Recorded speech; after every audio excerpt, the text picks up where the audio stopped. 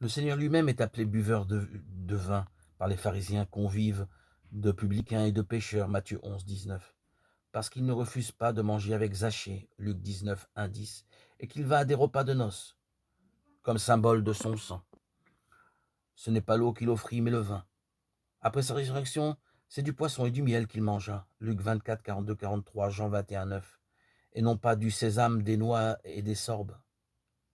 Notre religion n'a pas à faire des lutteurs, ni des athlètes, ni des marins, ni des soldats, ni des mineurs, mais à instruire tout ami de la sagesse, qui s'est consacré au service de Dieu. A-t-il été fait un précepte à tous de n'avoir ni de tunique, ni provision de bouche dans leur besace, ni argent dans leur bourse, ni verge à la main, ni chaussures aux pieds, Marc 6, 8, 9, de vendre tout ce qu'ils possèdent pour en distribuer le prix aux pauvres, et de suivre Jésus, Matthieu 19, 21. Non, non, non, ce précepte ne s'adresse qu'à ceux qui veulent être parfaits.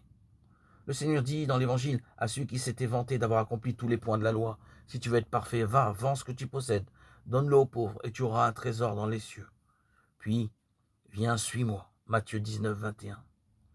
Pour ne pas paraître lui imposer une lourde tâche contre son gré, il s'en remet à sa volonté propre en disant, si tu veux être parfait, te dirais-je, à mon tour, il est bon que tu t'abstiennes de boire du vin, de manger des viandes. Si tu veux être parfait, il vaut mieux engraisser l'âme qu'engraisser le corps.